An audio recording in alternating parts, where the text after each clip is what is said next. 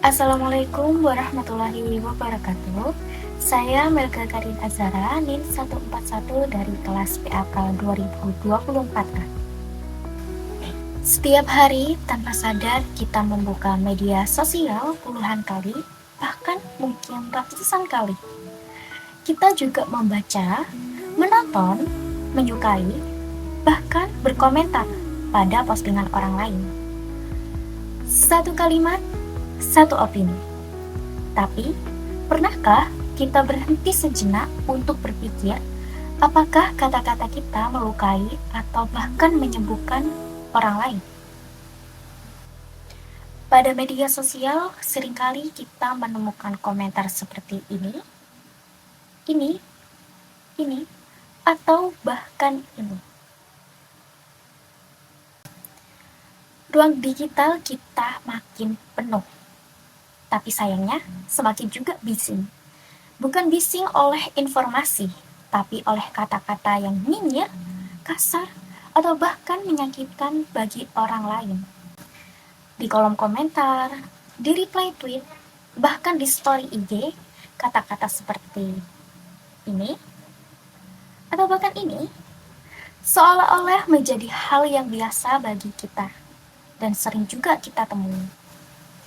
Kita lupa bahwa di balik layar ada orang atau manusia juga yang mempunyai hati dan perasaan secara nyata. Tentu saja, komentar-komentar jahat seperti itu akan menimbulkan sakit hati pada seseorang. Maka dari itu, izinkan saya di sini untuk mempresentasikan hasil dari infografis yang telah saya buat. Infografis saya adalah sebagai berikut. Pada infografis yang telah saya buat, di sini berjudul Santunan Berbahasa di Media Sosial. Yuk, mulai dari kita. Dengan latar belakang, yang pertama, 1 dari 3 pengguna media sosial di Indonesia pernah mengalami komentar kasar atau bahkan merendahkan. Dan komentar negatif juga berdampak nyata pada mental dan kesehatan emosional seseorang. Penggunaan bahasa yang tidak santun makin dianggap biasa atau dinormalisasikan oleh pengguna muda. Di sini, saya juga menampilkan contoh bahasa santun. Yang pertama, kita lihat dulu dengan contoh yang tidak santun, seperti caper banget sih jadi orang. Lalu, untuk contoh yang santun, seperti wah, keren banget. Kita lanjut pada dampak negatif bahasa kasar. Di sini saya menjelaskan 4 dampak negatif dari bahasa kasar yang telah diutarakan seseorang di media sosial. Yang pertama, menormalkan budaya ujaran kebencian di ruang publik. Lalu yang kedua, menyebabkan stres, depresi, atau trauma digital pada seseorang. Lalu yang ketiga, memicu konflik, perpecahan, bahkan kebencian kepada seseorang.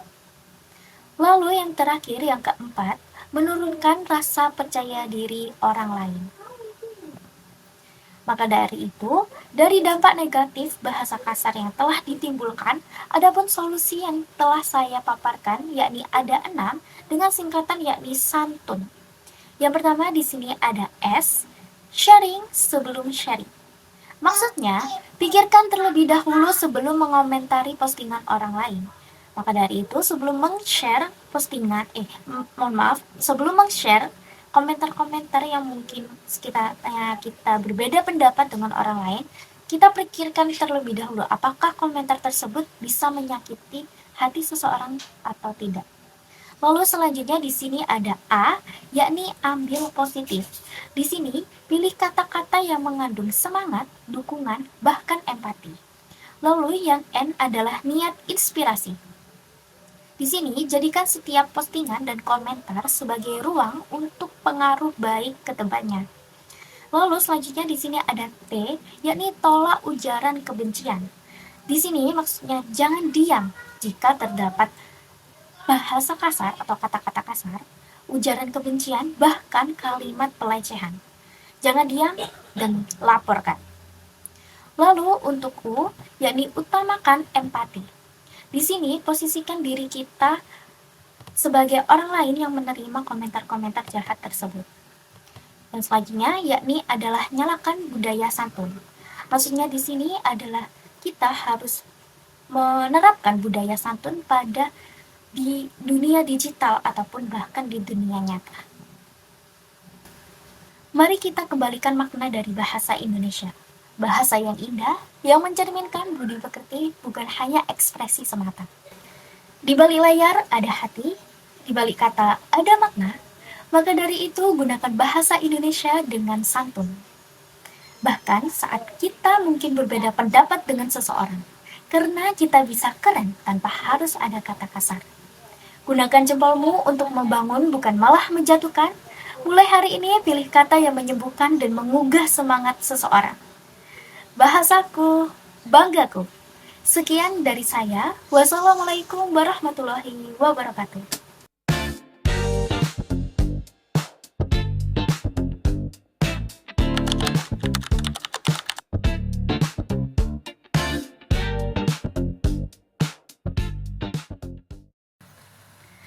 Assalamualaikum warahmatullahi wabarakatuh. Shalom, Om Swastiastu, Namo Buddhaya, dan salam kebajikan Rahayu.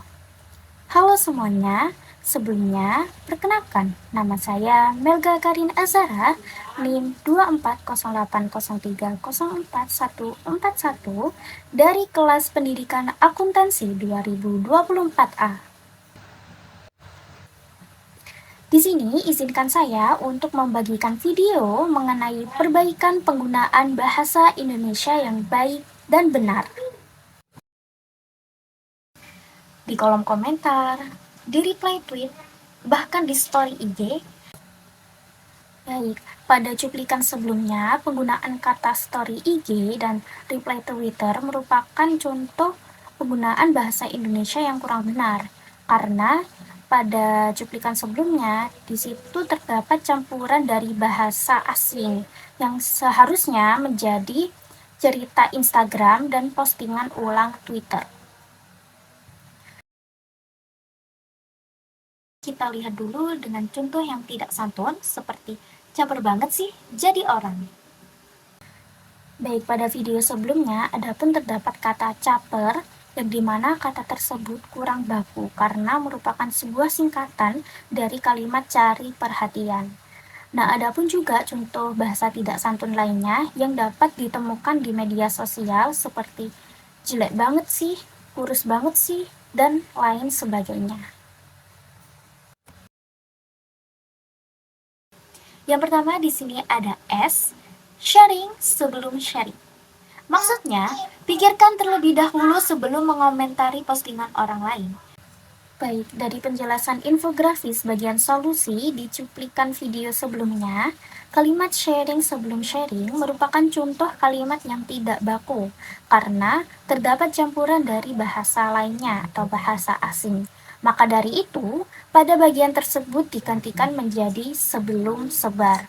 Adapun infografis yang telah saya perbaiki yakni sebagai berikut. Baik, sekian dari saya ucapkan terima kasih dan mohon maaf apabila ada salah kata dari saya. Sekian, wassalamualaikum warahmatullahi wabarakatuh.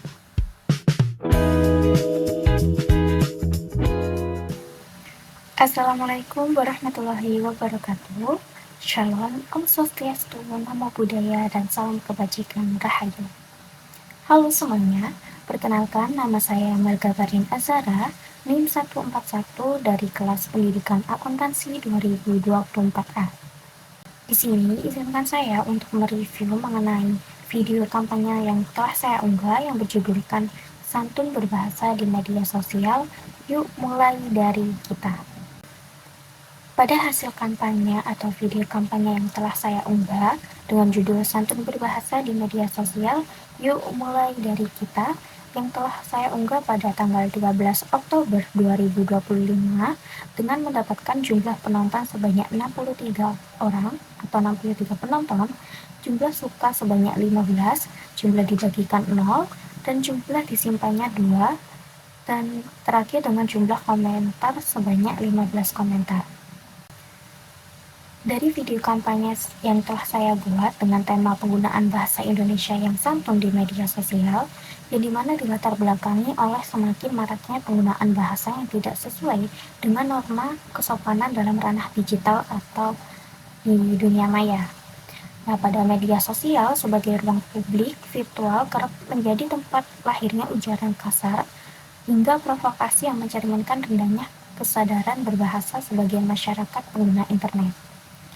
Berdasarkan hasil unggahan video kampanye saya, video tersebut telah memperoleh 63 penonton, 15 suka, 2 simpanan, dan 15 komentar. Meskipun belum ada yang membagikan konten tersebut, namun jumlah interaksi yang cukup aktif pada kolom komentar menunjukkan adanya respon dan ketertarikan audiens atau penonton terhadap topik kesantunan berbahasa. Meskipun jangkauan penonton masih terbatas, hal ini menandakan bahwa pesan kampanye telah berhasil memicu perhatian dan refleksi sebagian pengguna media sosial tentang pentingnya berbahasa dengan sopan di media sosial.